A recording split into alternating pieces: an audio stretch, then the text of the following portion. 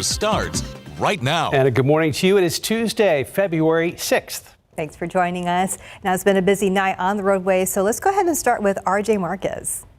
Guys, a very busy night, especially on the northeast side, and not a great start to our morning commute because we have a major accident that we've been following over the past couple hours or so. You're looking behind me at I-35. These are the northbound lanes there at Space Center. So basically right there where 35 and 410 intersect for all of our drivers that are heading up from 35 up to 1604. So what we're looking at here is an 18-wheeler that rolled over earlier this morning. We were being told by TransGuide that this involved another vehicle. So there was a truck and an 18-wheeler. Still trying to get more details exactly on what happened out there, but what we're looking at right now is this 18-wheeler. It is rolled over onto its side near the median. All northbound lanes here are completely shut down there at Space Center Drive, so keep this in mind if you are headed out to this area. As we take one quick look here at our maps, and you can see this is right there at that intersection of 35 and 410. Again, all main lanes blocked there.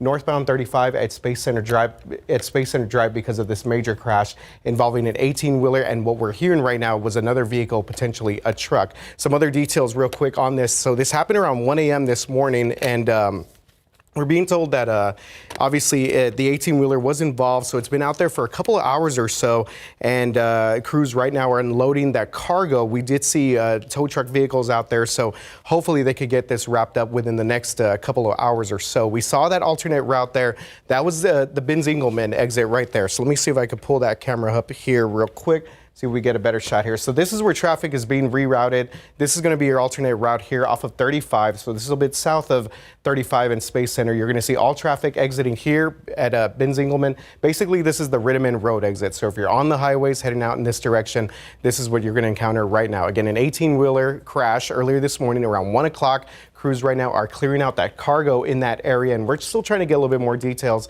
exactly on how that crash happened and get some more details on potential injuries and things of that nature. But it's already been a busy start to your morning commute, and we do expect this to last here for the next couple of hours. Mark and Stephanie, back to you guys. RJ, thank you. We'll talk to Mike in a moment, but now to late breaking news. Country music star and singer-songwriter Toby Keith has died.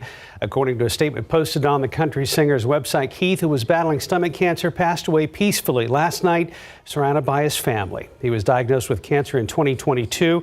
The 6'4" singer broke out in the country boom years of the 1990s. Among his number ones on the Billboard charts, How Do You Like Me Now, Should Have Been a Cowboy, As Good As I Once Was, and Beer for My Horses, which was a duet with Willie Nelson, among others. Toby Keith was 62 years old. Good morning, everyone. Well, it is a nice, crisp morning out there, so definitely grab a jacket. Cooler than yesterday by 10 degrees on average. We are down to pretty much our normal low right now, 43, and there's a little bit of a wind chill to deal with. Not much of a wind, nothing like what we had yesterday, but just enough to add that little bite to some of these temperatures. Nice big warm-up throughout the day. We're going to be gaining anywhere from 25 to 30 degrees across the board, getting into the upper 60s, a little bit above normal later on today. The aquifer dropped down 0.2 of a foot. And the allergens. Kind of surprised that Mountain Cedar was so low after those very strong winds on Sunday as well as yesterday, but no complaints as far as low Mountain Cedar, a count of only 30, and mold is on the low side as well. So some of the temperatures around, and you've even got 30s in parts of the hill country, close to freezing, maybe in your backyard around Kerrville, maybe Comfort as well, Bulverde at 37 right now, and then mid 40s elsewhere. And again, that little bit of a wind chill in places, not everybody, but it does feel like 39 right now over there at Randolph. Most everybody has the light to no wind, so we've got the perfect radiational cooling situation set up here with the clear skies, dry air, as well as those light winds. 64 at noon, and then, like I said, 69 for a high temperature later on today. Today's going to be the best looking day of the rest of the week. Tomorrow, not bad, a close second. Then we start to see the humidity come back in here, and we do have some chances for some showers. We'll talk about that and see what's in store for the opening day of rodeo on Thursday. Steph, Mark. Thank you, Mike. New this morning, San Antonio police say 2 men were shot late last night while they were trying to drive away from a Northside convenience store. Happened around 10 p.m. near the intersection of Blanco and Hildebrand. Police say the teens were driving away from the store when shots rang out, hitting the driver in the head and back and his passenger twice in the side. A third man inside the vehicle was not hurt. Victims drove to a nearby gas station to call for help and were taken to a hospital. Their official conditions are not known at this time. So far, there's no description on who fired those gunshots. The Bexar County Sheriff is now talking about District Attorney Joe Gonzalez's involvement with the Ring Collective. So we have been looking into the Austin-based criminal justice reform group and its founders' conversations with the DA's office since last week. And that's when Sheriff Javier Salazar sent Gonzalez a letter about being mentioned in those messages. Salazar is referenced several times in the 200-plus pages of messages obtained by KSAT. That includes text between Gonzalez, his first assistant, and the Ring Collective's founder, Jessica Brandt. It is one of those messages the DA goes into detail about a conversation with the sheriff. The sheriff says he has spoken to the DA about those messages. He doesn't feel that he was acting as my attorney in that moment, and so there was no necessarily attorney-client privilege protection of any statements made there. However, with that being said, I reiterated to him that, well, I still considered that a private conversation that I just didn't appreciate being shared with somebody that I have no clue who they are. And to be quite frank, some of the things that I saw on the coverage that you all provided on KSAT really worried me about this organization. Salazar's attorney also sent a cease and desist letter to the Ring Collective. You can find all of our reporting, including the DA's interview with KSAT on the Ring Collective, and a closer look at their messages right now on our website at ksat.com. At the Cadena Reeves Justice Center here in San Antonio later this morning, we have several cases that we will be watching. First, closing arguments expected in the Fabian Lopez intoxication manslaughter case. Lopez is accused of causing a deadly drunk driving accident in 2022 that killed 27-year-old Robert Gutierrez. Both sides arrested yesterday after the defense claimed the driver of the car Gutierrez was in was responsible for the wreck as he was 3 times the legal limit. But an eyewitness for the state testified Lopez ran through a red light, causing the accident. If found guilty, Lopez faces 2 to 20 years in prison. And over in the 379th District Court, a trial underway for Felix Jesus Hernandez. He's accused of fatally shooting and dumping the body of 42-year-old Victoria Stampley in January of 2022. Testimony began late yesterday afternoon in this case. If found guilty, Hernandez faces up to life in prison. Now to the battle to pass legislation regarding the southern border and the country's immigration policies. Republicans and Democrats have come up with a bipartisan plan to address the border concerns. However, ABC's Ike Ajachi explains why some lawmakers in the House still say the bill is dead on arrival.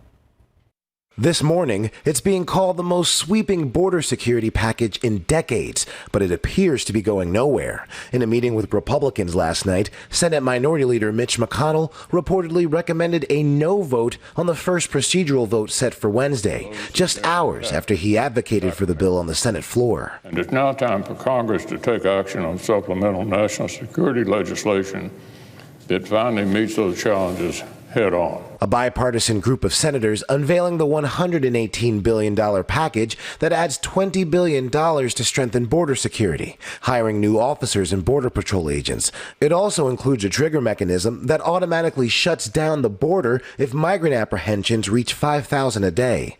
The bill also contains $60 billion for Ukraine and $14 billion for Israel. The conservative Border Patrol union endorsing the deal, and its acting commissioner says it provides them with the strongest set of tools we have had in decades.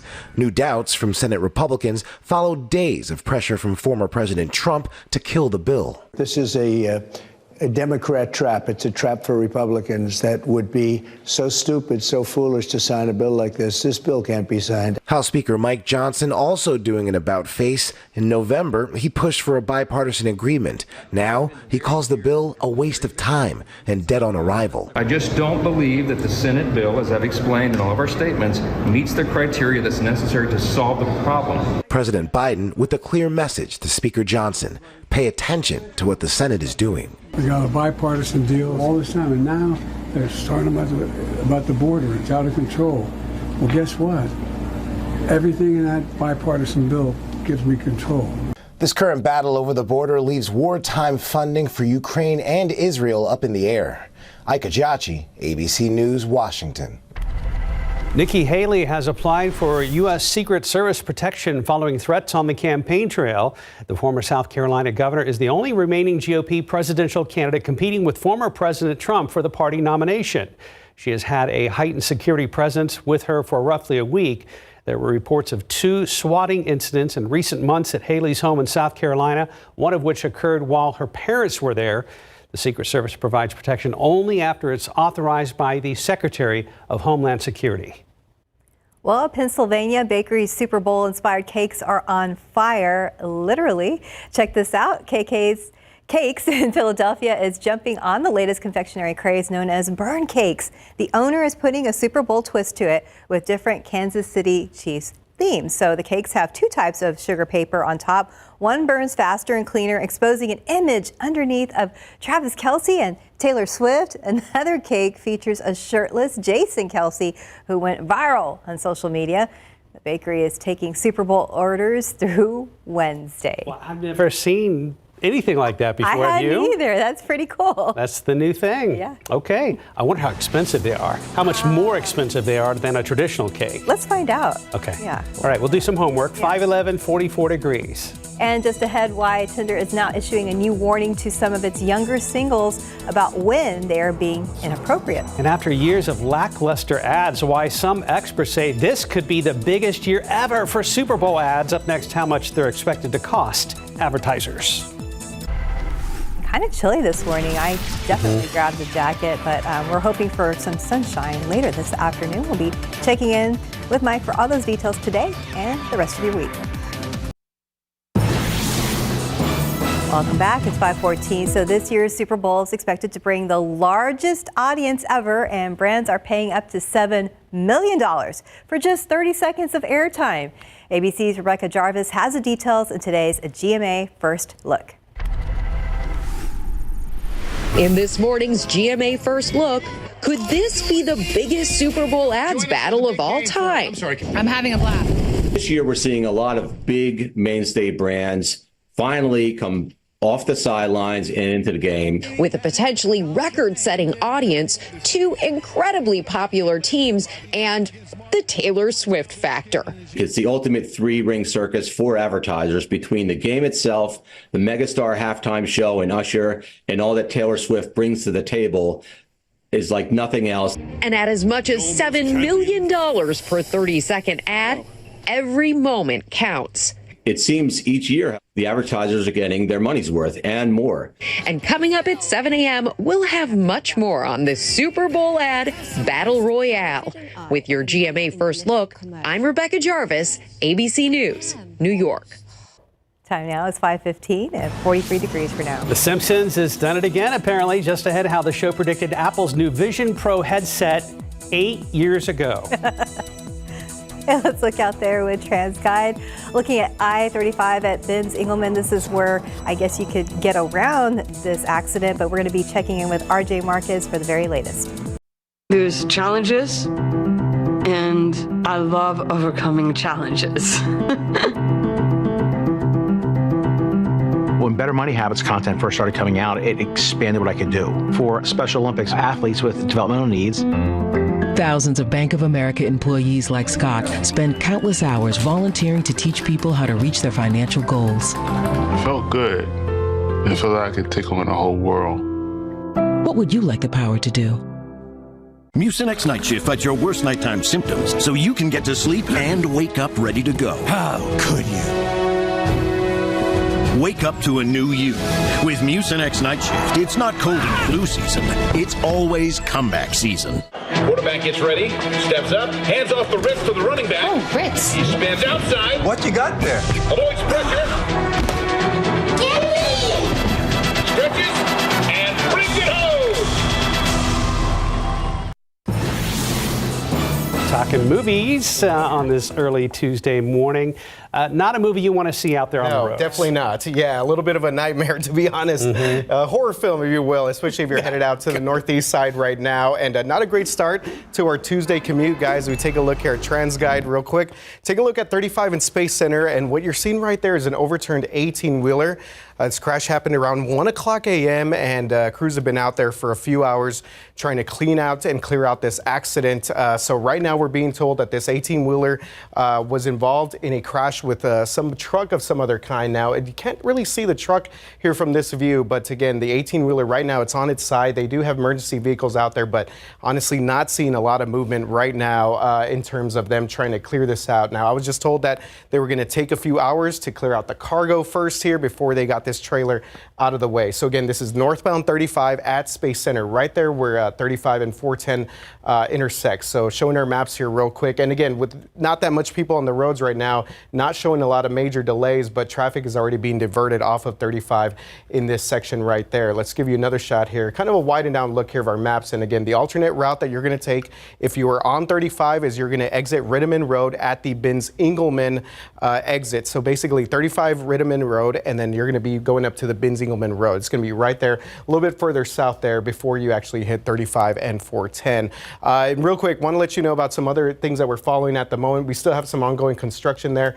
Live Oak area, 35 South, had a stalled vehicle, 35 South at Eisenhower, but you can see that traffic is kind of still getting through this area. Of course, that lingering construction still causing some delays, and the I-10 Frio, that's still kind of a busy area right there north of downtown. But again, biggest thing we're following at the moment, see if we could pull up our camera there at Binns-Engelman. Let's try to pull that up here real quick.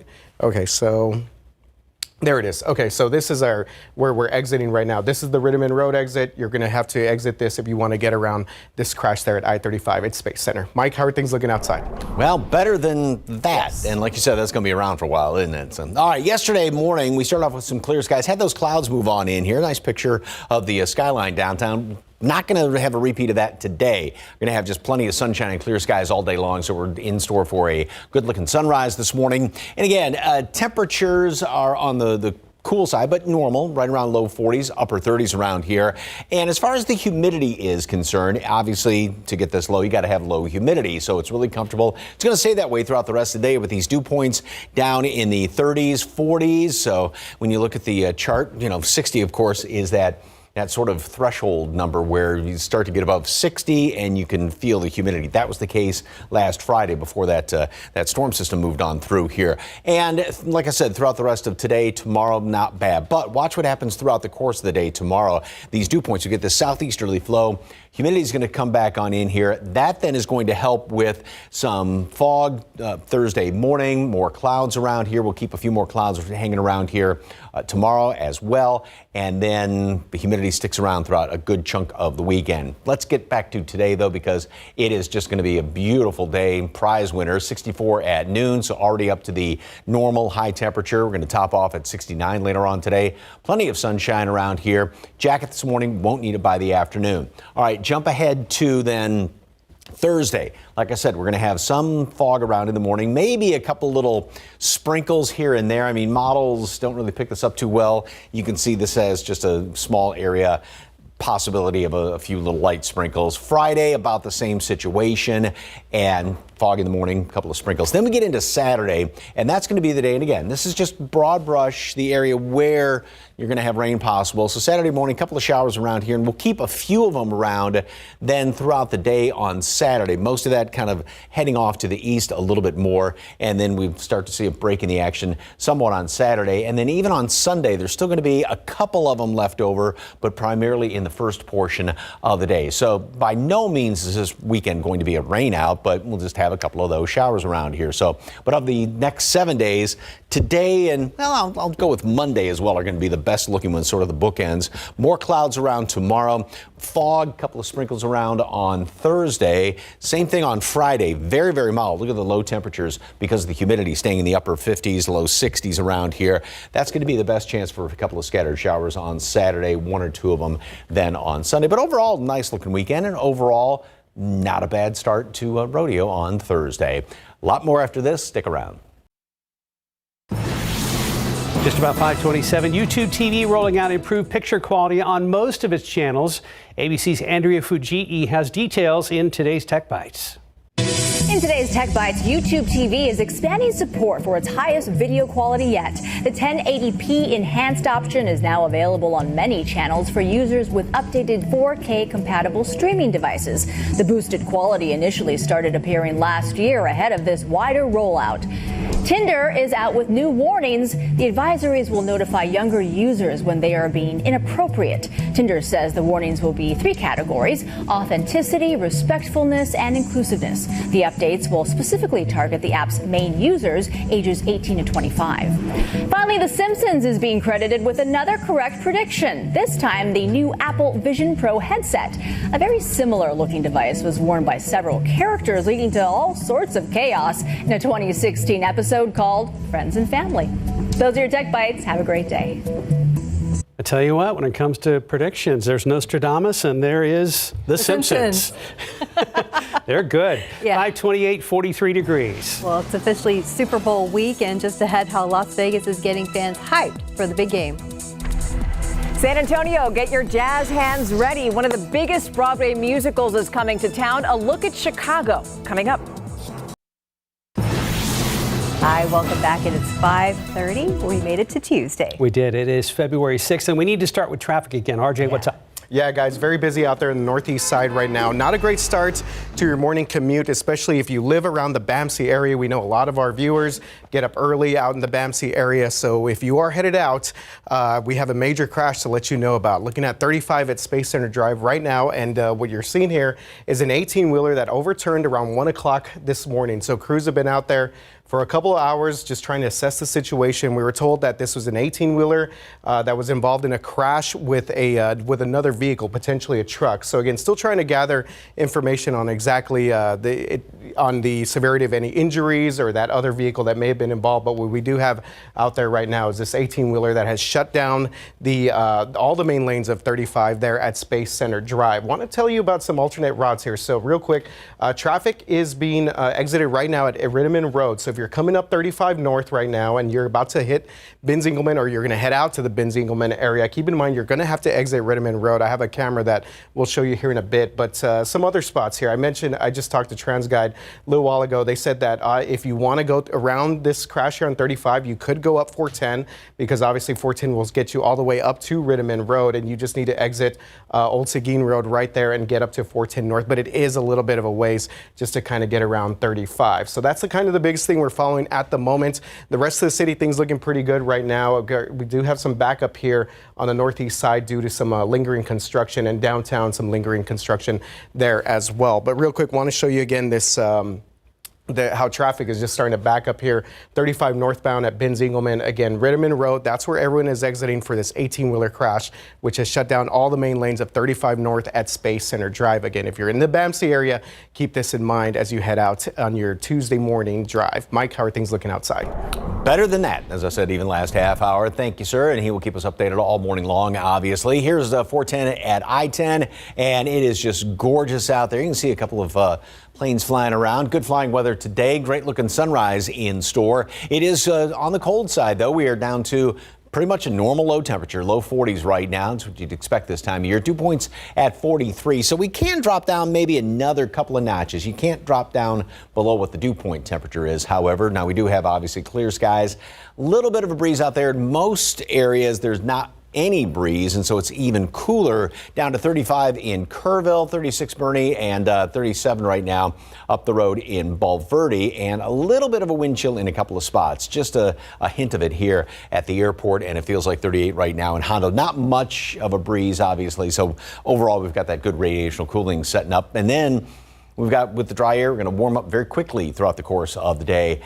Very surprised by this in yesterday's reading after the wind that we had Sunday and the wind yesterday. Mountain cedar had dropped down on the low side, so maybe the season's coming to an end. Mold is also on the low side. Of course, the updated count's going to come out later on this morning. Chilly start, beautiful, warm today. Gorgeous, probably the best day today and next Monday, or best looking days in the next 7. More clouds tomorrow, a few more, and the humidity is going to begin its return. Then it's going to be very humid on Friday as well as Thursday. Some morning fog, couple of sprinkles here and there. Not any sort of rain or anything like that, but just, kind of that dampish sort of a day. And then Saturday is going to be our best chance to see some rain. It's not going to be a rain out, but just a few scattered showers here and there. Maybe a lingering one left over on Sunday, and it will definitely be on the mild side this weekend. Details, just a couple of minutes. Thank you, Mike. An 18-year-old man took his own life moments after being cornered by U.S. Marshals last night over on the far west side. That teen had active murder warrants and was the target of those investigators at a house near Cap Mountain and Bobcat Pass off West Military late yesterday. When marshals tried to go into the home and arrest him, they heard a gunshot. Investigators flew a drone into the house, which showed them the teen had shot himself. We're not exactly sure yet which murders the warrants are related to, but an officer on scene did say the crimes were recent. Mudslides and floods continue, and they are continuing to torment the western U.S. today. As CNN's Amy Kiley reports, the deadly and record-setting conditions are now stretching into more states. It was like thunder, like... Today, a historic and deadly storm is stretching east while still plaguing California. It was just this house, just completely disintegrating. Some areas around Los Angeles report almost a foot of rain falling in 3 days. Officials are telling people not to drive through floodwaters. Stay safe and off the roads. Only leave if it is absolutely necessary. President Joe Biden calling into a press conference last night to offer support. I just got off the phone with Governor Newsom. We're working closely together that the state is mobilized with the resources you need. In some areas of Southern California, evacuation orders are in place. One reason is that fire scars are susceptible to mudslides. Officials say Los Angeles alone is digging out from more than 120 flows. They say rescuers try to save people who ignore calls to get out. It's a very powerful thing to see when the earth moves like that. That one part of the hill slid on his car, and it shoved him all the way down here. In addition to California, Nevada and Arizona could see floods today. Winter weather is also a concern in those states and in New Mexico, Utah, Colorado, Idaho, and Wyoming. I'm Amy Kiley reporting. Britain's King Charles has been diagnosed with cancer and is starting treatment less than 18 months into his reign. The 75-year-old monarch will suspend public engagements but will continue with state business. He will not be handing over his constitutional roles as head of state. Buckingham Palace did not disclose what kind of cancer the king has, but said it's not related to his recent treatment for a benign prostate condition. The White House says it is strongly opposing a House resolution to impeach Homeland Secretary Alejandro Mayorkas. A vote on whether to proceed with the impeachment effort is scheduled for today in the House. It calls an impeachment unprecedented and unconstitutional and says it would be an act of political retribution. The statement goes on to argue the House GOP's grounds for impeachment have no basis in law or fact. Impeaching Mayorkas has been a topic of discussion among some lawmakers for months. They are blaming him for the problems securing the southern border. On a lighter note, Super Bowl week officially opened last night with a sensory overload spectacle at Las Vegas's Allegiant Stadium, which included a sprinkling of Taylor Swift. Music, dancers, drummers, and performers flooded the infield while more than 23,000 paying fans filled the stands of the arena. Never known for understatement, Vegas certainly put on a show to kickstart the city's first Super Bowl. The defending Kansas City Chiefs take on the San Francisco 49ers on Sunday evening for the cherished Vince Lombardi Trophy. A lot of people excited already. Time now 5:38 and 44 degrees for now. Up next, the success story of a local after-school program and how you can get involved. And rise and shine if this is your time to get up. It's kind of cold out there. Be prepared with a jacket this morning, but you may not need it all day long. We'll be checking in with Mike very soon. Welcome back. A local program that helps kids read has been successful, but in order to keep it that way, it needs your help.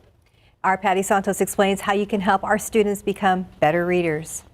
Was Froggy's mother's birthday. Since we first told you about Harper's Chapel Ministries program back in October, we average about 30 kids daily. The free after-school program has grown in popularity, expanding from 1 to 3 days a week. Kids are fed, given a safe place to hang out, and tutored. There you go. But volunteer Denise Santana has noticed their reading skills are lagging. I have 6th graders reading at 1st grade level. I have 8th graders reading at 1st grade level. So we're really in need of somebody that can come and work with these kids. Students come from Fox Tech, Lanier and Jefferson High Schools, Rhodes Middle School, and Fenwick Academy, all campuses with lower than a B under the Texas Education Agency's accountability ratings. Pastor Vincent Robinson says low self-esteem is part of the problem. What do you see in these kids when they come here, when they maybe they're challenged to push themselves? I mean, sometimes they'll just cry.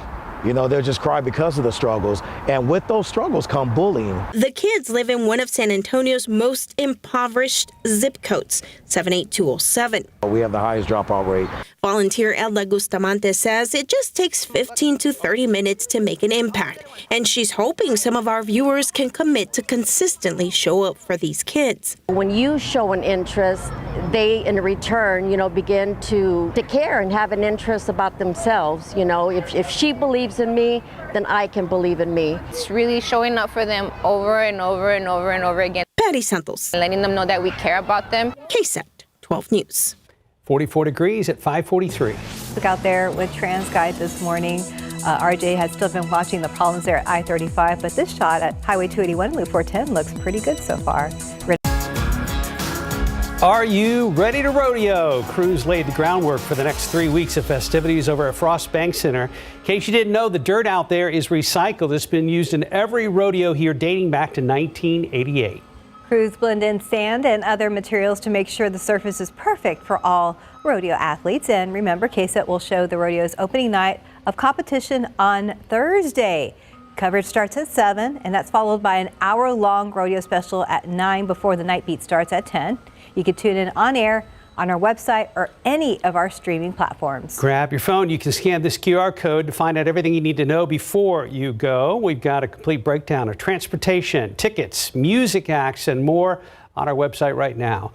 Right now, speaking of traffic, let's check in with RJ Marquez. All right, guys. Yeah, time to rodeo, San Antonio. Good stuff there. All right, not good stuff here for our drivers on I-35 in the BAMC area. So if you're getting ready to head out here in the next couple of minutes or so and you live or have to work around the BAMC area, just want to let you know we have an 18-wheeler crash that has shut down the northbound main lanes here at 35, actually up further north at Space Center. So I want to show you that real quick, see if we could pull that up there.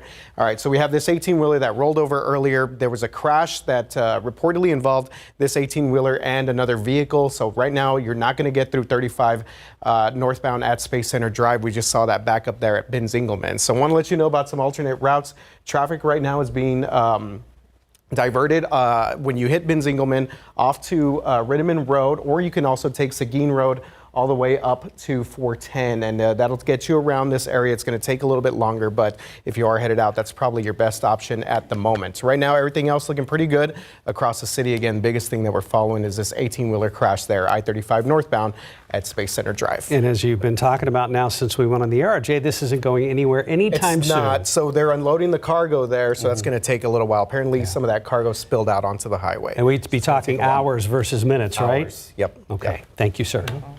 All right, cool picture that somebody took. Take a look at this one, and it is a crested caracara. Oh, look at the beak on that thing, how huge it is. Very neat. That bird's not playing around, Mike. Reggie. No.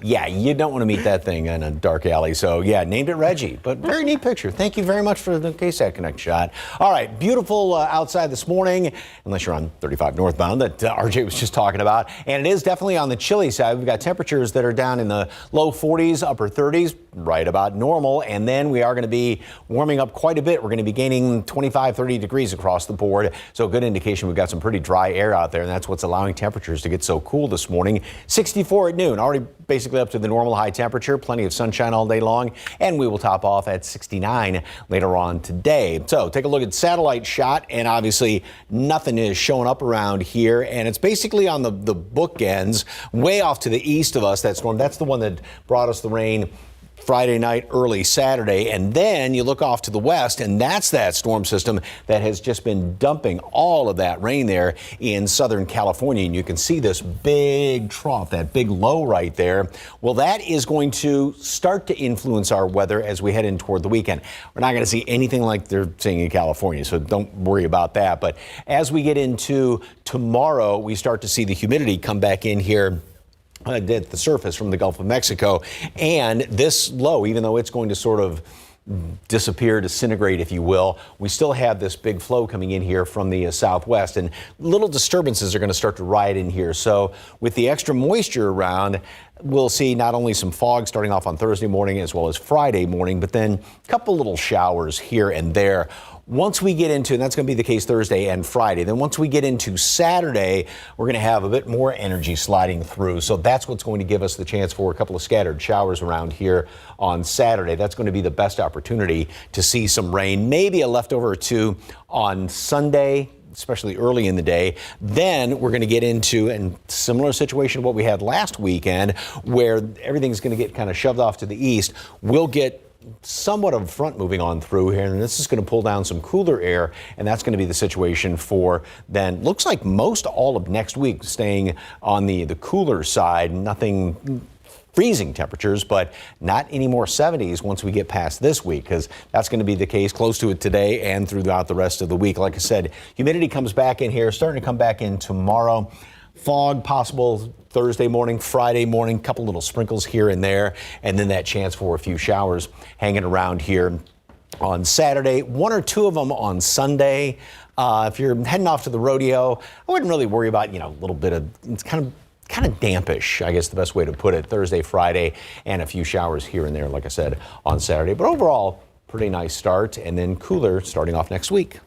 Not too bad, and we don't see the football again on Sunday. What's Sunday? Oh, you mean that game that Lions aren't in? Yes, that one. Mike, I will say this, at least you're consistent. Thank you very You're much. welcome. Yeah, I had to bring that up again. So I just see the cowboy hat, and I wanted to see the football as Mike, well. I will, just for you two, I will put it back in the 7 day. We are your free morning therapy, Mike. Begrudgingly. So. Yes, 5:52, 44 degrees. Up next, we're going to show you all the big winners at the 51st Annual Saturn Awards. Good morning. Coming up here on GMA, it's still raining in Southern California. Day 2, we're seeing a historic fire hose of water just coming at us. In the mudslide, you can see that some of the debris behind me from the house that crashed into that garage, the piano that has been strewn down the street. We'll have the latest on the families that are dealing with the cleanup, the concern that we would see more mudslides today, and then the forecast. I'm going to take you right through the flood watches in Arizona and Nevada and the winter part of it that goes into Colorado. Also, a big ABC News exclusive today. We've got an announcement from Meta that you'll want to hear. Of course, that's with Facebook and Instagram. You'll see those stories and so much more right here on GMA. The Saturn Awards have been in my life my whole professional career. And the 51st Annual Saturn Awards honored the year's best in genre entertainment. James Cameron took Best Film Direction for Avatar: The Way of Water. Oppenheimer director Christopher Nolan received the Visionary Award, and Emily Blunt was named Best Supporting Actress in a Film. It seems strange to receive a Lifetime Achievement Award at 50. Did you somehow get my colonoscopy results before I did? Actually, Seth MacFarlane received the Robert Forster Artists Award, given to an innovative trailblazer. The Lifetime Achievement Award went to the cast of Star Trek: The Next Generation. Other honors from the Academy of Science Fiction, Fantasy, and Horror Films included the Dan Curtis Legacy Award, given to the Walking Dead franchise. Lance made an imprint and raised the bar in every work of art and genre he was in.